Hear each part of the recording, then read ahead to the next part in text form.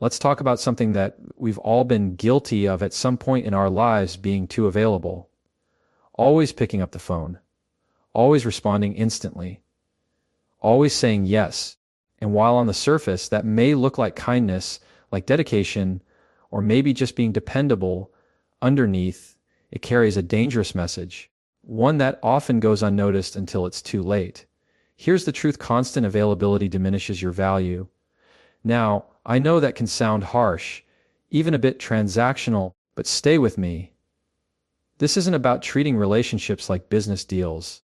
It's about understanding the basic psychology of human behavior and the subtle ways people interpret your boundaries, or your lack of them. We live in a time when attention is currency, time is precious, energy is finite, and when you're always available, what you're silently communicating is that your time doesn't carry weight, that your energy is cheap, that your presence is easy to obtain. And here's what happens next: people stop appreciating it. Psychologically, it taps into something simple but powerful. What's easily accessible loses its significance. It's not that people are inherently ungrateful or manipulative. It's just how our brains are wired. Think about it: the friend who's always there, always saying yes, always bending, they become the background noise. Reliable, but invisible. Respected for their consistency, perhaps, but not admired for their strength.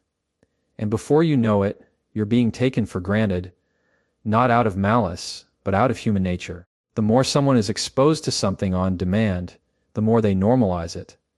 What was once generous starts to feel expected. What was once thoughtful begins to seem obligatory.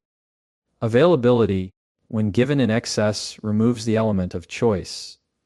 People stop seeing your presence as something you're choosing to give, and instead start assuming it's just what you do. And here's the kicker: when you're always there, people stop asking themselves if they even deserve your attention.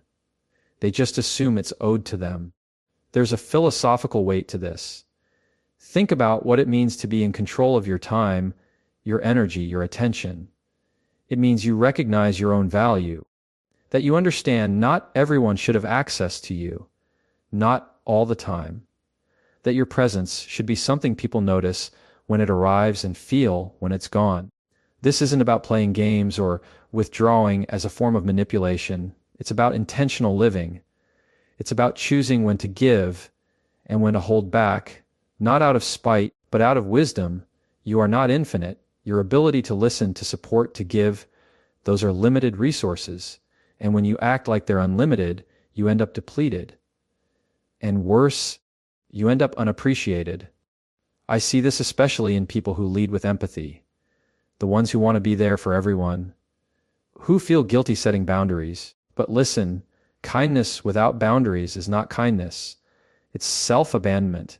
You think you're being generous, but what you're actually doing is training others to expect more than they deserve, more than you can reasonably give, and more than you're ever thanked for.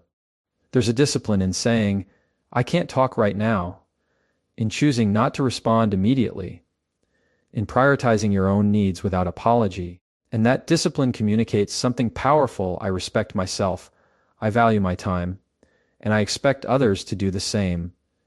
And here's the beauty of that shift. When you stop being overly available, you force others to step into awareness. They start paying attention. They notice when you do show up. They start to wonder, what does their time really cost? What does their attention mean? You elevate your presence simply by not giving it away so freely. This doesn't mean becoming cold or distant. It means becoming intentional. Think about the people you admire, the ones whose attention feels like a privilege, the ones who, when they walk into a room, command it. That kind of presence isn't built through overexposure. It's built through discernment, through restraint, through clarity on what matters most. There's also a deeper identity piece to this. When you're always available to everyone else, you slowly lose access to yourself. You stretch so thin that you don't even recognize your own needs anymore. And the scary part is, you start basing your worth on how useful you are to others. If you're not helping, if you're not solving, if you're not showing up, you feel less valuable. That's a dangerous pattern. Because your value is not determined by your accessibility. It's defined by your essence, your mindset, your integrity, your focus, your standards. The more you preserve those things, the more powerful your presence becomes. You walk differently when you know your worth. You speak with more clarity. You move with more confidence. You stop chasing and start choosing. You weren't born to be available to everyone. You were born to be intentional with your energy, your gifts, your space. Some people will only recognize your worth when they no longer have unrestricted access to it. That's not cruel, it's clarity. So, the next time you feel the impulse to reply immediately, to stretch yourself one more time, to be everywhere for everyone, pause. Ask yourself, am I offering this from strength or from fear, from clarity or from guilt? Because sometimes the most loving thing you can do for yourself and others is to simply be unavailable. Let your absence speak volumes. Let your boundaries redefine your value. And remember, when you stop being constantly available, you start becoming deeply respected. There's something deeply powerful about mystery, about not being fully seen, fully available, fully known at all times. And yet, in this age of constant connectivity, we're losing that power. We overshare, we overexpose, we make ourselves emotionally and mentally accessible 24/7. And in doing so, we lose a very important psychological advantage, the strength that comes from restraint. Let's be real. When you're too available, you kill the very thing that makes you magnetic, mystery. You eliminate the tension, the intrigue, the sense of curiosity people feel when they don't know everything about you, when they can't reach you at any time, when your time and attention feel like a gift instead of a guarantee. Think about the most respected people you know, not just the ones who are liked, but the ones who command a room, who draw people in. Chances are, they're not always in reach. They don't constantly explain themselves. They don't need to show up everywhere to be felt. That's not an accident. That's intentional. There's a kind of emotional scarcity that builds value. Just like in economics, when something is rare, it's treasured. When something is common, it's taken for granted. Your energy works the same way. If you make yourself available to everyone at all times, people stop seeing your presence as something meaningful. It becomes background noise, white noise, a presence without impact. The mind is wired to desire what it can't easily have. This isn't manipulation, it's just psychology. When you're slightly out of reach, people lean in. They pay attention. They wonder what you're doing, how you think, why you move the way you do. And that wondering creates presence even in your absence. It makes your eventual appearance more impactful. That's the power of mystery. It lets silence speak louder than words ever could. Now, some people hear that and immediately think of games. They think withholding your attention means you're trying to manipulate others, play hard to get, make people chase you. But that's not what I'm talking about. This isn't about performance. It's about principle. It's about reclaiming your energy, your privacy, and your peace, and realizing that those things don't have to be constantly broadcast in order to be real. Look at how we behave online. We feel the pressure to post every thought, every win, every moment. We constantly explain ourselves, justify our absence, seek validation through overexposure. And yet, the most influential people, the ones with real authority and presence, they don't do that. They let their results speak. They move with intention, not explanation. They allow mystery to do the talking. That's because mystery, when grounded in authenticity, creates respect. People start to value your words more when you don't offer them all the time. They listen more carefully when you speak less often. They notice your actions more when they don't always know what you're doing. And most importantly, they start to respect your boundaries when you stop offering unlimited access to your time, your thoughts, and your emotional labor. Now let's take it a layer deeper. At the philosophical level, too much availability is often rooted in fear, a fear of being forgotten, a fear of being misunderstood, a fear of being left out. So we overcompensate, we make ourselves overly visible, overly accommodating, overly on, because we think if we're not, we'll disappear. But here's the paradox. The more you show up without intention, the less you're noticed. The more you give without discernment, the less you're valued. Being selective with your presence doesn't mean being selfish. It means being strategic. It means recognizing that mystery is not about hiding who you are. It's about reserving your energy for the moments and people who matter. It's about having enough self-respect to say, not everyone gets access to me. Not every situation deserves my full emotional engagement. And let's not confuse silence with weakness. It takes more strength to hold back than to react. It takes more power to sit with yourself than to constantly seek affirmation.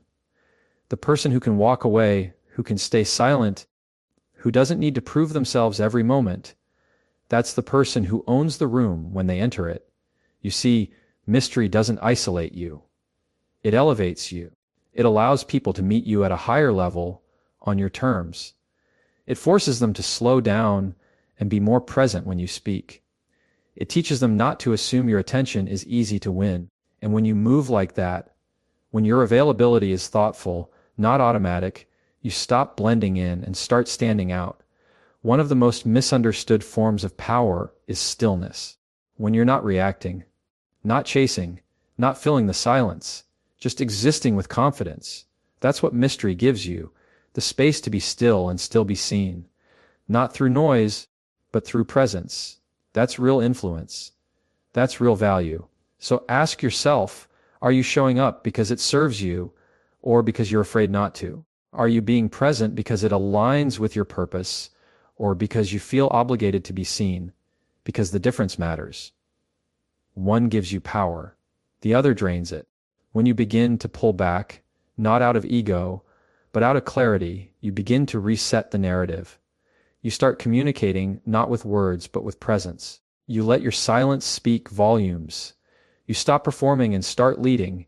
And in that quiet confidence, people begin to notice you, not because you forced them to, but because they had to. Let's talk about something we don't always admit. What happens to us internally when we make ourselves too available? Because the damage doesn't just show up in how people treat us. It shows up in how we start to feel about ourselves.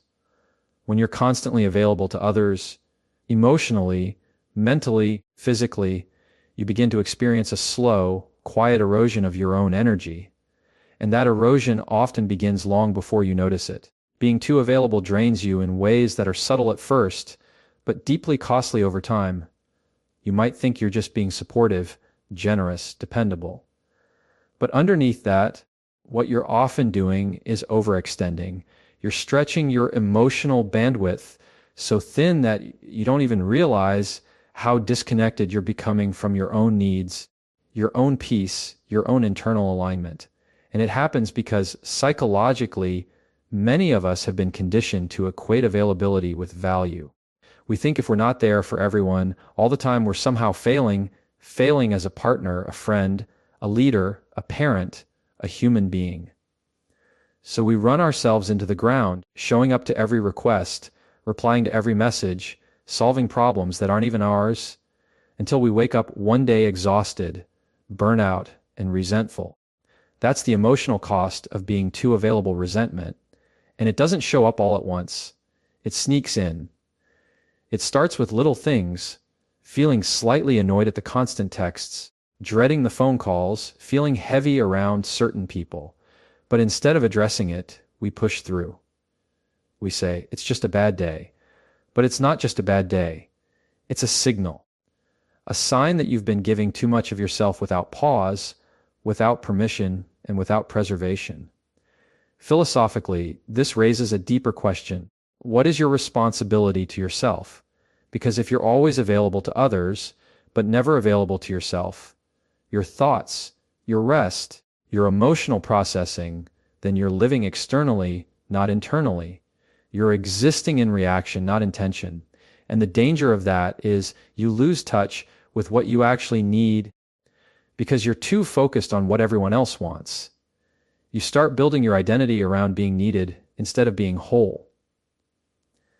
And that's a fragile place to live from, because if your self-worth is built on being constantly accessible, then the moment you take a step back, You feel guilt. You feel selfish. You feel like you're letting people down. But let me offer this perspective. Your peace is not selfish. Your space is not selfish. Your time is not selfish. In fact, those are the foundations that allow you to give from a place of clarity rather than depletion. What happens when you're always on is that you start performing life instead of living it. You're no longer responding to life with intention. You're just reacting to whoever is loudest in the room, whoever needs you most urgently, whoever sends the next message. And when you live in that reactive mode, your nervous system never shuts off. You're constantly in a low grade state of tension, always bracing for the next demand. That's where anxiety starts to build. Fatigue creeps in. You feel overwhelmed not just by responsibilities, but by the very idea of being needed. You fantasize about disappearing, not because you don't care, but because you're exhausted from caring without limits. And the cruel part, most people don't even realize how much they're draining you because you've trained them to believe you'll always be there. You've taught them that your silence doesn't mean, I need space. It means, try harder, ask again. I'll answer eventually. It takes courage to untrain people, to reset expectations, to pull back and say, I can't be everything to everyone anymore. It takes strength to build boundaries not out of anger, but out of self-respect. Because when you finally stop being available, something powerful happens. You start hearing yourself again. You hear the thoughts that got buried under obligation. You feel the emotions you've been too distracted to process. And you remember who you are outside of what people expect from you. That's the turning point, when your availability becomes a choice, not a reflex. And when that shift happens, people start adjusting. Not all of them will like it. Some will resist it. But the ones who truly value you, not your constant access, will understand. They'll adapt. They'll begin to honor the space you need to maintain your own emotional stability. And over time, the quality of your relationships will improve, not because you're more available, but because you're showing up from a place of truth, not exhaustion. This isn't about cutting people off or becoming distant. It's about alignment.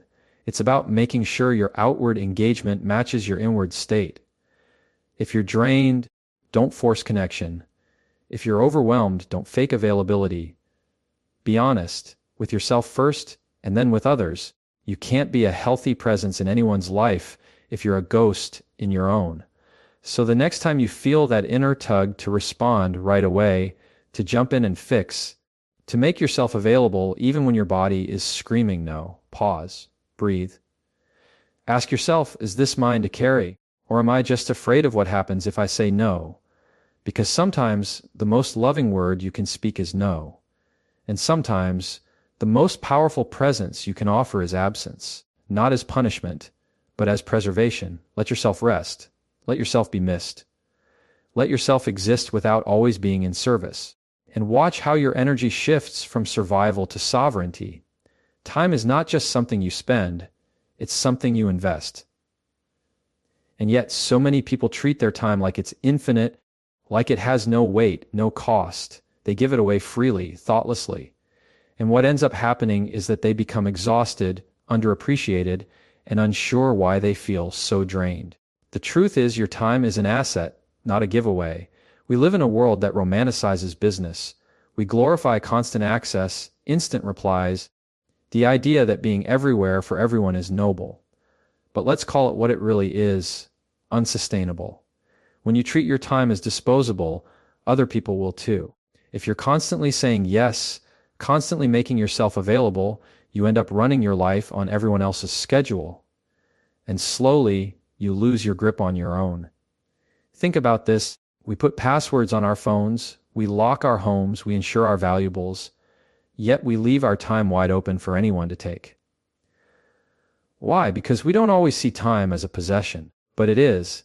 In fact, it's your most precious possession. You can make more money, you can rebuild a reputation, but you cannot manufacture more time. Once it's spent, it's gone permanently. So what does it mean to treat your time like an asset? It means you get clear on what matters most. It means you become discerning about where your energy goes and who gets access to it. It means understanding that not every invitation deserves a yes, not every message requires a reply, and not every situation needs your involvement. That's not rudeness. That's strategy. That's living on purpose. There's a deep psychological shift that happens when you begin to respect your own time. You stop filling your calendar just to avoid discomfort. You stop overcommitting out of guilt or fear of being disliked. You stop showing up to things just because you should. And that internal shift creates an external ripple. People begin to notice that you move differently. You're not as easily swayed. You're not available on demand. You have boundaries, and those boundaries force people to rise to a higher standard if they want access to you. When you recognize your time as valuable, you begin to show up in the world with more authority. Because people who value their own time command more respect. They make decisions from clarity, not pressure. They protect their peace instead of chasing validation. They lead themselves before trying to lead anyone else. But let's take it even deeper. When you don't value your time, you often start using it as a way to prove your worth. You overextend, you overgive, you say yes just to feel needed. You fill your days with activity that looks productive but leaves you feeling empty. That's not time management. That's time avoidance. It's using business to cover up a lack of direction. Philosophically, this goes back to the idea of agency, your ability to direct your own life. When you give your time away without intention, you're surrendering your agency. You're saying, here, you decide what I focus on, you decide what matters, I'll just react.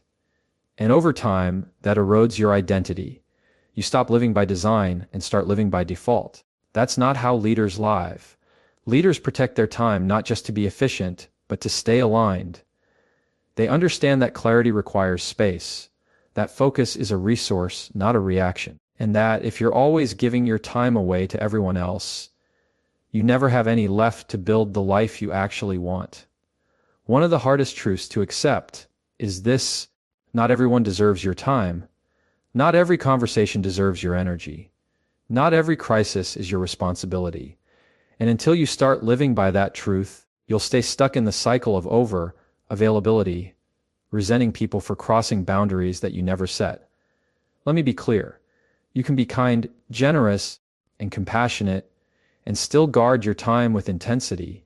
In fact, true generosity requires it, because when your time is protected, your presence becomes more meaningful. You show up fully, not resentfully. You give with purpose, not pressure. You become someone whose time is not just appreciated, it's respected. You'll notice something interesting when you begin to live like this. The people who truly value you will adjust. They'll honor your boundaries. They won't take offense when you need space. They'll wait instead of demanding, because deep down, they know your time isn't just cheap currency. It's a gift, and the ones who don't respect that, let them go. People who only want you when you're constantly available aren't interested in you. They're interested in what you offer. When you elevate the standard for how your time is treated, everything else starts to shift too. Your relationships improve, your confidence grows, your energy returns. You stop over-explaining yourself. You stop apologizing for not being on all the time. You move with purpose instead of guilt.